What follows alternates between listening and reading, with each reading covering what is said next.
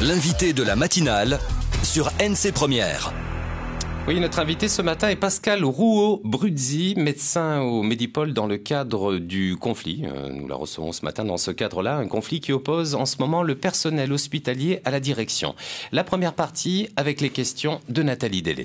Bonjour Nathalie. Bonjour. Et bienvenue. Bonjour à tous. Alors c'est le navire amiral de la santé en Nouvelle-Calédonie, mais sa mise en route depuis presque un an n'a pas fini de secouer le personnel soignant. Le Medipol de Koutiou est sous tension après le déménagement de Nouméa sur Dimbéa, d'une structure imposante après une grave épidémie de dengue. Ceux qui travaillent au Medipol sont à cran et leur température est au taquet. Ça bout sous les blouses blanches.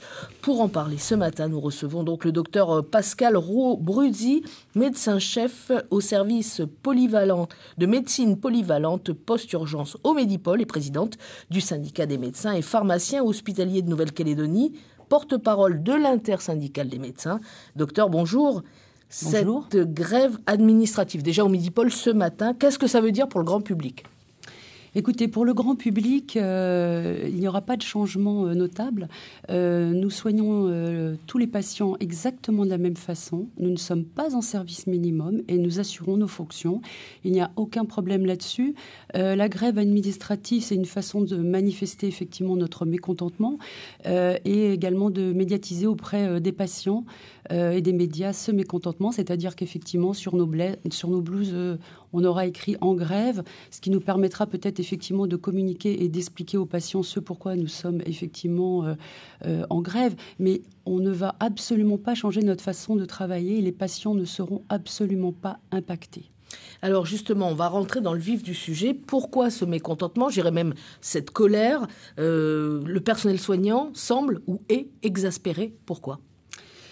Écoutez, je crois qu'en fait, d'une façon générale, il n'y a pas que les médecins qui sont fatigués ou exaspérés. Et je me permets de prendre la parole un petit peu aussi à propos des soignants en général.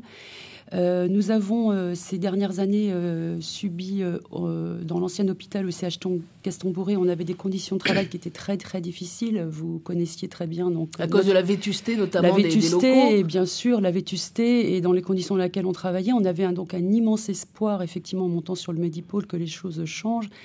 Ce fut un déménagement qui a été difficile. On a demandé au personnel soignant de ne pas prendre de congé, même pas une journée de repos pendant les 3 mois et demi avant le déménagement. Nous sommes arrivés sur le Medipol, on était épuisés, ça a été difficile. Et les cadences de travail ne se sont non seulement pas, on va dire, assouplies ou adoucies. Au contraire, d'une façon générale, on a noté donc pour ce qui est des médecins, une augmentation de notre productivité depuis le début de l'année, en l'espace de 6 mois, de plus 5,4%.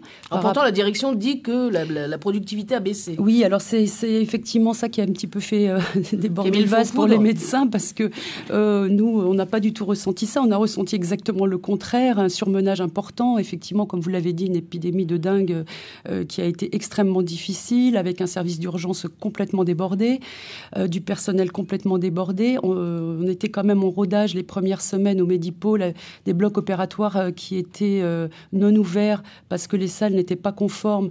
Donc effectivement, des chirurgiens qui ne pouvaient pas opérer. Donc venir reprocher aux médecins une baisse de leur productivité a été effectivement ce qui a mis le feu aux poudres. Visiblement, des tableaux qui ont été donc donnés par la direction des affaires financières et qui était peut-être soit incomplet. Il manquait effectivement des chiffres qui avaient été oubliés. Et nous, les médecins, on a simplement repris les chiffres, on a fait l'addition et on s'est bien rendu compte que notre activité, en tous les cas concernant les médecins, avait fortement augmenté. Ceci dit, pour ce qui est également du personnel infirmier, des aides-soignants et des brancardiers, je vous assure qu'ils ont une charge de travail très importante.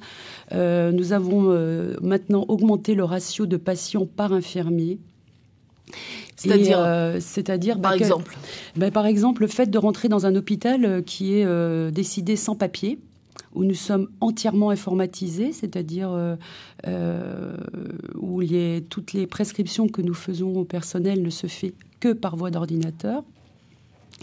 aurait permis à ce qu'une infirmière soit allégée dans son travail, du moins que c'est comme ça qu'on nous l'a vendu, et que finalement une infirmière pouvait s'occuper de 14 patients toute seule. Bon, la direction du personnel infirmier a fait de gros efforts en essayant effectivement d'abaisser ce chiffre à 12 patients par infirmier.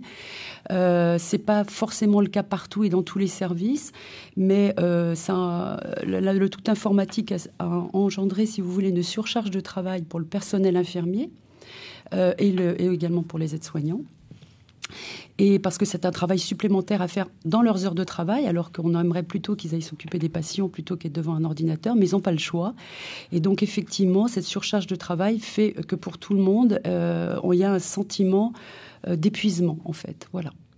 Alors, vous demandez, vous l'avez évoqué là, le conflit, le problème avec relationnel, notamment avec le directeur, des choix stratégiques, on va dire, qui sont contestés par les médecins. Est-ce que vous demandez le départ du directeur Dominique Chevaux ? Alors, soyons clairs, le directeur actuel doit être renouvelé sous peu parce qu'il a fait déjà son temps à l'hôpital et qu'il est directeur dans une grande administration. De toute façon, il était prévu qu'effectivement, il change de fonction. Donc, on ne demande pas sa démission là immédiate.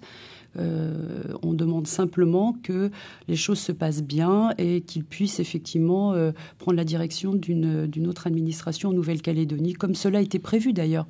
On ne demande pas sa démission là la semaine prochaine, c'est pas le but. D'autant que nous sommes en négociation avec lui et avec le conseil d'administration actuellement et que les choses ont l'air de plutôt s'arranger. Une autre question, Pascal Roux-Brudi, avant de faire une pause. Comment ça fonctionne rapidement et simplement pour le grand public ? Les médecins, ils ont le pouvoir de gérer leur tableau de service, leur organisation. On a l'impression que c'est une structure bicéphale avec d'un côté l'administration et de l'autre côté les médecins qui s'autogèrent. Oui, merci Nathalie de me poser cette question. Effectivement, un hôpital, c'est bicéphale, c'est-à-dire il y a deux têtes. D'un côté, vous avez une administration et de l'autre côté, les médecins. Ce n'est absolument pas le directeur qui doit ou qui décide de nos tableaux de service et de la façon dont on travaille, que ce soit le jour, la nuit ou les week-ends.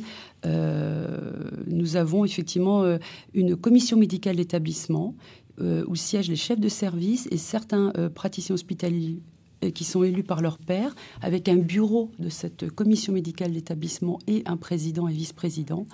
Et c'est cette commission médicale d'établissement qui est effectivement le contre-pouvoir de l'administration et qui donne le là, en tous les cas, pour tout ce qui concerne les médecins. Ce n'est pas le directeur. Vous en avez eu une hier après-midi, ça a dû être chaud, non ? C'était compliqué, madame. Merci beaucoup. On vous retrouve dans un petit moment, dans 12 minutes exactement. Pascal Rouault-Brudzi, médecin au Medipol, et elle est notre invitée ce matin. Vous aurez la possibilité, bien sûr, de lui poser des questions, de témoigner, d'intervenir dans cette émission dès 7h10 au 258 258. Quelques messages publicitaires et puis on se retrouve tout de suite après. Merci d'être avec nous.